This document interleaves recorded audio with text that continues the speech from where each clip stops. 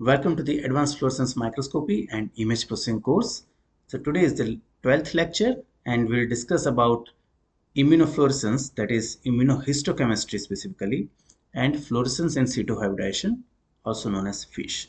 So as you know, in the previous class we discussed about the immunofluorescence and immunocytochemistry, how to stain different proteins and cell organelles in cells, cultured cells. But today, briefly, I will show you the differences between immunocytochemistry and histochemistry. Immunohistochemistry means today you are going to stain the proteins and the cell organelles or the nucleus in the tissue sample. Okay. So just to revise, as we discussed that there are two types of immunofluorescence. One is known as immunocytochemistry and one is known as immunohistochemistry, and by which we can actually detect the proteins in the cells or the tissues. And the other method, which is known as fluorescence in situ hybridization, by which we can detect the presence of DNA and RNA in cells or the tissue samples. So today we are going to discuss about immunohistochemistry briefly and the and the fluorescence in situ hybridization. So here is an example of immunohistochemistry in which a tissue sample has been stained, and you can see multiple nuclei because it's a tissue, and you can see how different proteins can be labeled in this tissue sample. Now, before beginning the immunohistochemistry experiment, you need the thin sections of the tissues. Okay, so how you can make the thin sections of the tissues? So there are several instruments available by which you can make the thin sections of the tissue. But to take the thin sections, you need to freeze your tissue samples. Okay, so if you freeze the tissue samples, it may make this kind of ice crystal formation. Okay, so you need to use some cryoprotective agents. Most of the times the sucrose solution is used as a cryoprotectant to avoid this kind of fleck formation inside the tissue. So this cryoprotectant or the sucrose solution prevents the ice crystal formation and freezing artifacts in fixed tissues, and it is required prior to the freezing of the fixed tissue samples for sectioning on a cryostat or a sliding microtome. And the tissues are incubated in 30% sucrose solution at 4 degree until they sink before the before freezing the tissues. Okay. Now there are several instruments which are used for making the thin sections of the tissue. This is an example of sliding microtome. This is a vibratome, and so by these instruments you can make thin sections of the tissue. So see, using this instrument you can make the sections in the thickness range of 5 to 15 micrometer. Then tissue is fixed and cryoprotected prior to freezing or cut as fresh, frozen and fixed, and mounted onto the glass slide for staining. And sections can be preserved at -80 degree, but ice crystal formation can affect the morphology. And that's why you need the proper cryoprotectant to avoid this ice crystal formation in the tissue.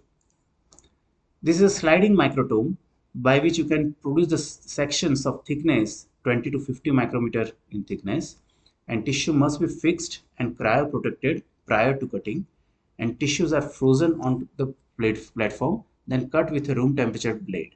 Okay, and sections are transferred from the plate to PBS, that is phosphate buffer saline, and tissues are stained with while floating and then mounted on the glass slide, and sections can be stored in cryoprotectant at -20 degrees centigrade for years without the loss of antigenicity. Okay, so these are different instruments which generally makes different thickness tissue samples. Okay. Now if you see the steps for the tissue immunofluorescence compared to this immunocytochemistry, then you see most of the steps are the same.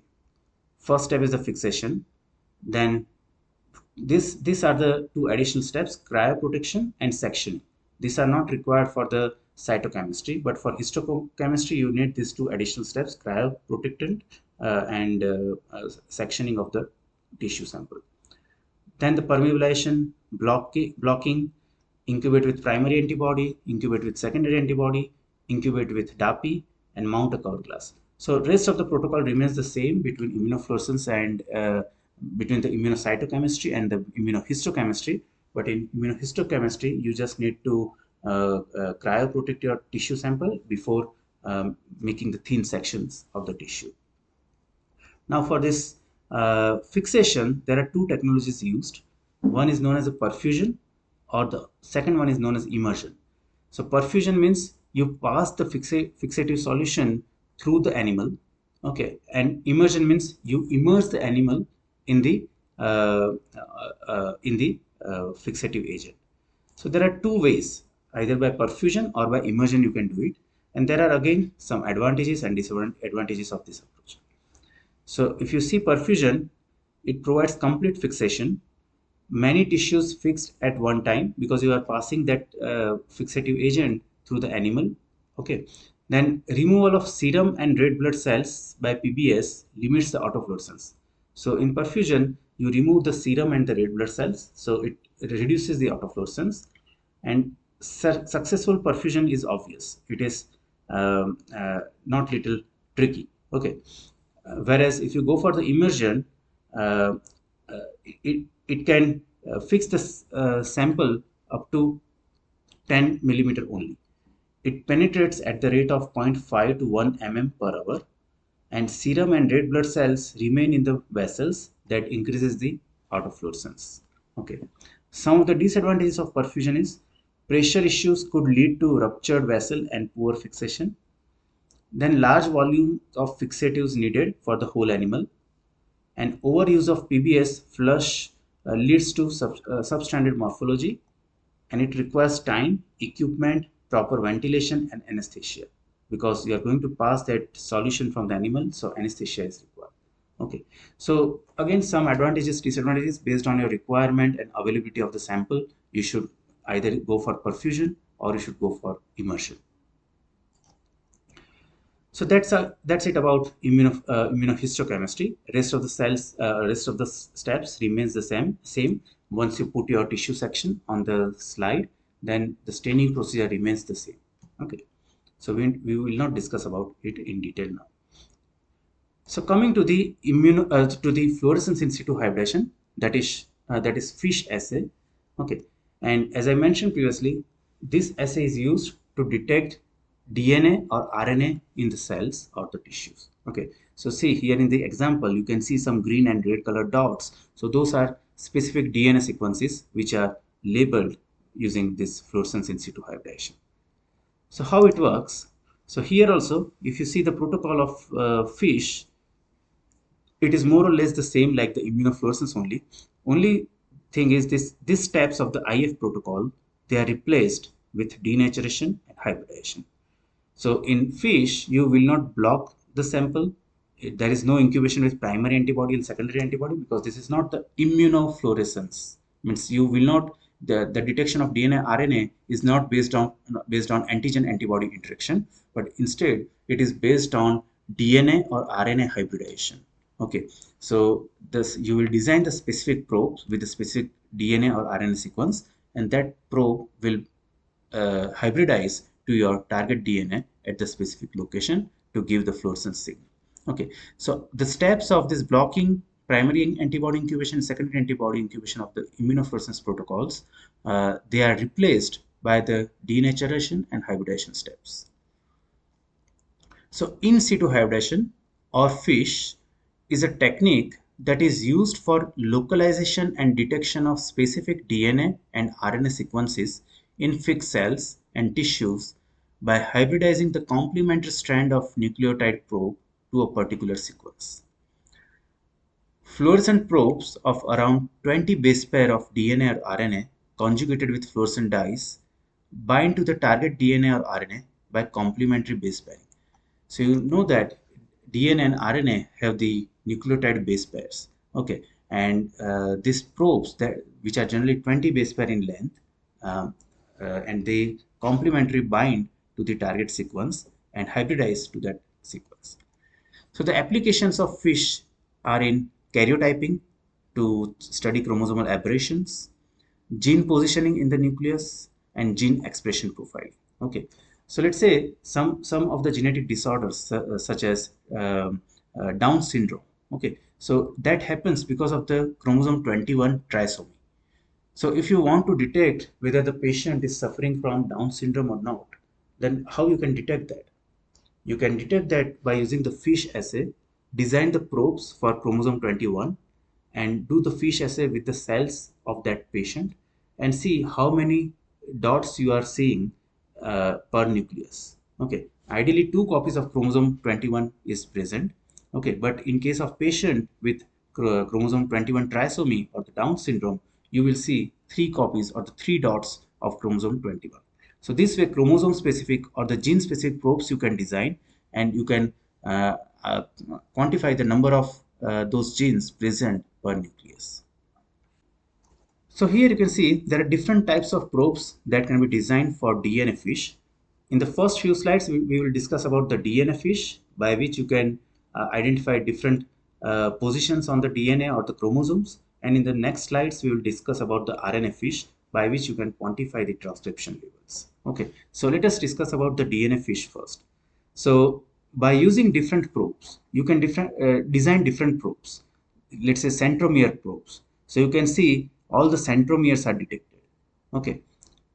Then these are the telomere specific probes. So here you can see the ends of the chromosomes, which are telomeres. They are detected.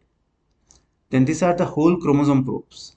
So let's say if you want to see some kind of event such as translocation or deletions, you can stain the entire chromosome using this kind of whole chromosome probes, and you can see if there are some inversion or translocations are there, or any kind of chromosomal aberrations are there in the chromosomes. Okay, and some locus specific probes. So let's say there is a gene deletion in one of the chromosome. So you can design the probes for that chromosome or that particular gene and see that that gene is present here in one of the copy of the chromosome, whereas that gene is absent in the other copy of that chromosome.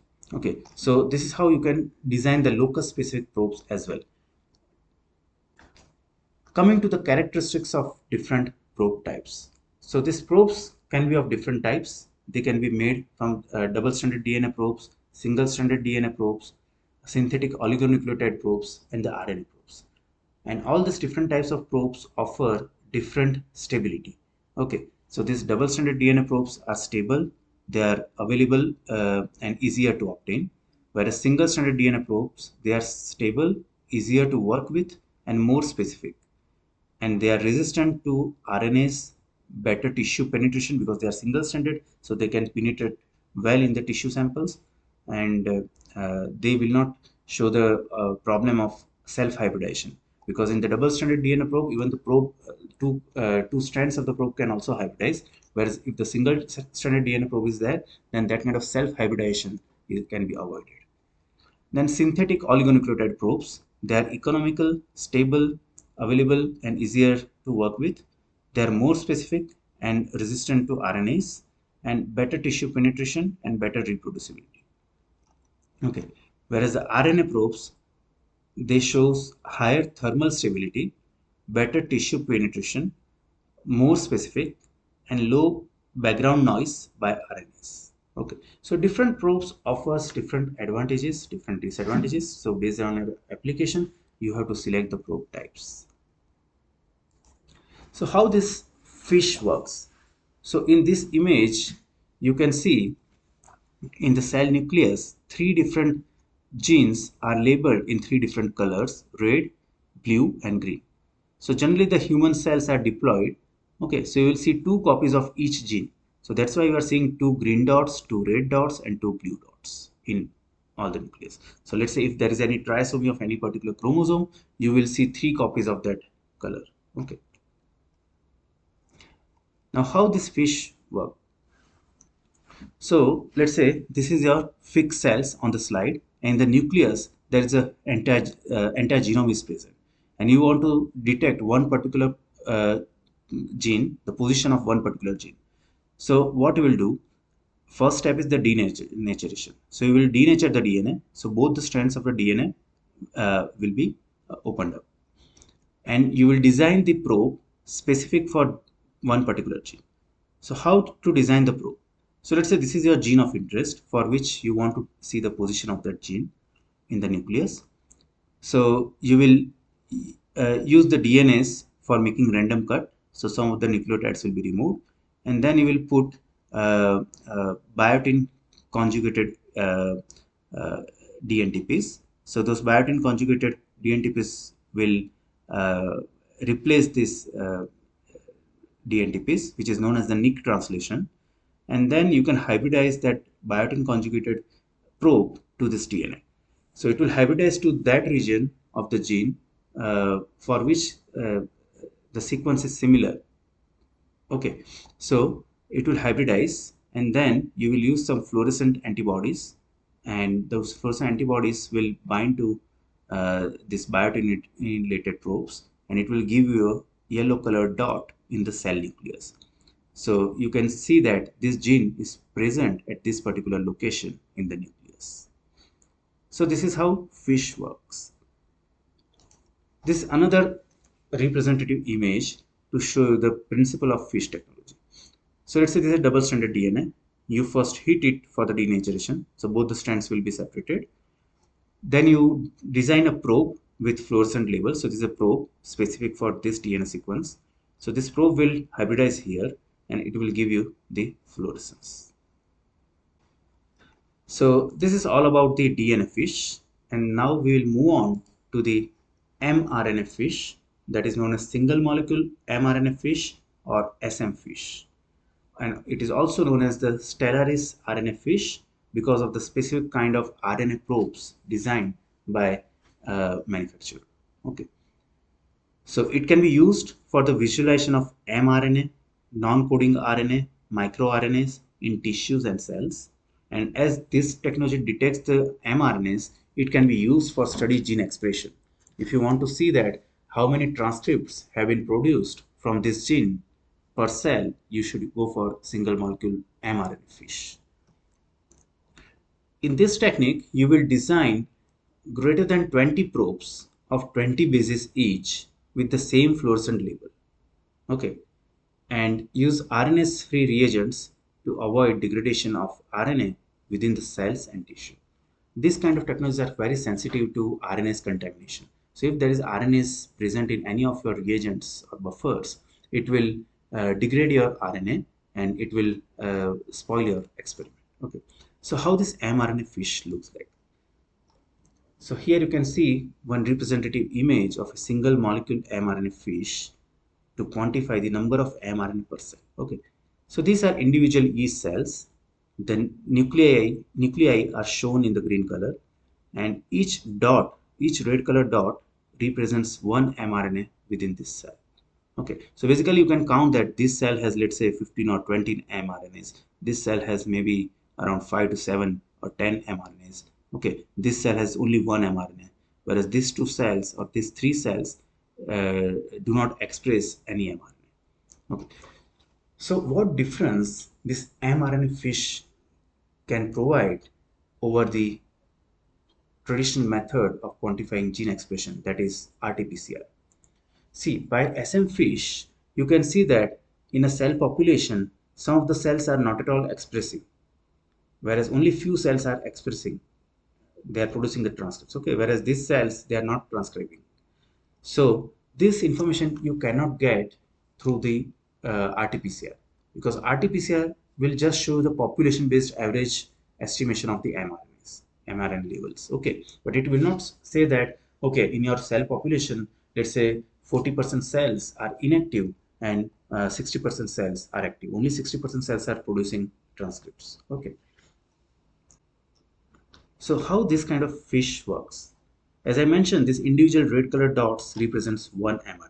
Now, how it has been detected? So for detecting this kind of a mRNA, we designed more than 20 probes. Okay, so you can see that, let's say I want to quantify the transcription level of this COOP1 gene. Okay, so this COOP1 gene, I will design 20 probes of 20 base pair each. Okay, and each probe is fluorescently labeled. Okay, so why we need more than one probe? If the more than one probe is there, then all these 20 or more than 20 probes will bind to one mRNA, and because of the so many fluorescent signal, it will give a strong fluorescent signal against the noise. Okay, so that's why I can see the individual mRNA molecule. So what are the single molecule of mRNA that I am seeing here? Okay, that one molecule or the one spot is actually because of the presence of more than 20 fluorescently labeled probes that are binding to only one mRNA. Okay. So here you can see one multicolor image of the mRNA fish experiment. The first channel here shows you the CUSAR 670 is the fluorescent dye. So the mRNA probes are labeled with this CUSAR 670 dye, and they bind, and we can count the number of mRNAs per cell from this image. And the brightest spot in each cell is represents the transcription site on the genome from where this gene is getting expressed. Okay. Then this is another probe which shows so many transcripts which are uncountable. Okay. So, and there are two transcription sites in the nucleus you can see from which this mRNA is getting transcribed, and these probes are labeled with temerity, so it gives different color fluorescence than this one. Then here one protein is labeled with PP7 and the GFP. So basically the transcription sites are one of the transcription site is labeled in green color. The nuclei are stained in DAPI. So you can see the cell nuclei in yellow color. These are all pseudo colors. So actually the DAPI stains the nucleus in blue color, but you can give the pseudo color yellow just to make a better representative image. Okay. And this is the merged channel or the merged image of all these four colors. And below you are seeing the deconvolution of these images. So deconvolution is nothing but the computational processing of the image to make them to remove noise from the image. Okay, so you can see below are the deconvolved image of these images, and you can see that they are much crispier, much better. Okay, so if you have to make a representative image, it's better if you use the deconvolution. So this is generally the software feature generally offered by several microscope manufacturers. So that deconvolution module is already there in the microscope software. So once you collect the image like this, then you just have to process it through deconvolution. So during computational processing and the denoising, computer software will produce better images by removing the noise from the images. Okay. Here I can show you the 3D representation of the entire cell volume. So what I did from this kind of image, I made the 3D representation because these images were captured in four dimensions. Okay, X, Y, Z, the entire Z volume of the cell, and multicolor. So these are the 4D images, and in the next slide I will show the 4D representation of individual cell. So basically in this image you can see this is cell. We will literally go inside this is cell using the virtual reality tool, and we can actually count the number of mRNAs per cell. So we are going inside the cell. This green dots represents the mRNAs. So you can actually count how many mRNAs are present in the cell. This yellow is the cell nucleus. We will go inside the nucleus to see the transcription site. So we are going inside the nucleus. Now we are inside the nucleus, and this red color is the transcription site from where the mRNAs are produced, and this magenta color mRNAs are the recently produced mRNAs or the nascent mRNAs. So this is how you can do the 3D projection of your mRNA fish data, and you can actually walk inside the cell and count the number of mRNAs present either in the cytoplasm or in the nucleus. So with this, I would end this class, and our next class will be on digital images and camera technologies. Thank you.